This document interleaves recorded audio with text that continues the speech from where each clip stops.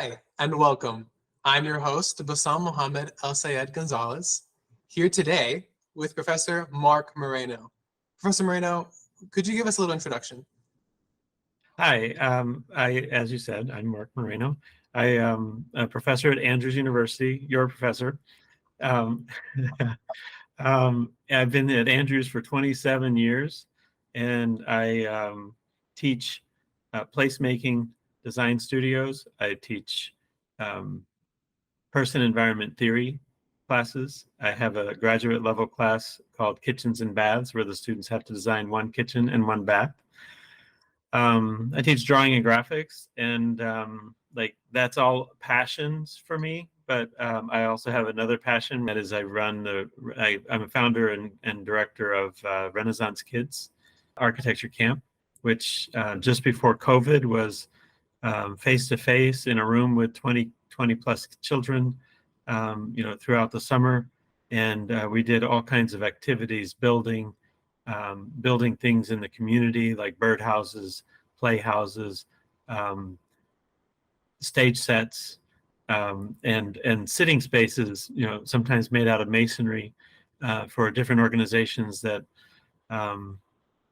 wanted to engage with us and wanted to build with children. And so we have a good number of pieces out in the community that we're really proud of. But that was before COVID, and after COVID, everything has gone pretty much online, with a few exceptions. And we're calling it Renaissance Kids Household Edition. And I Zoom with children in small groups, and we do the same kind of stuff. We didn't change any of our principles. We are working with kids ages 5 to 15 years old and problem solving, learning how to draw and make things, but most of all using our creative brains to engage in ideas and with each other. Right. And so, how did you meet Joel? Joel came to a good number of reviews for the fourth year design studio, of which I don't teach, but I was also a guest critic. Joel's been a guest critic for that class for as long as I can remember, and that's where we met. And since then, he and I engaged in different creative activities, but one of which was he invited our students to come out to Chicago to do sketching tours.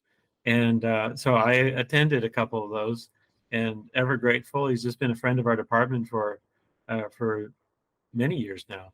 How important would you say sketching is in the architectural world?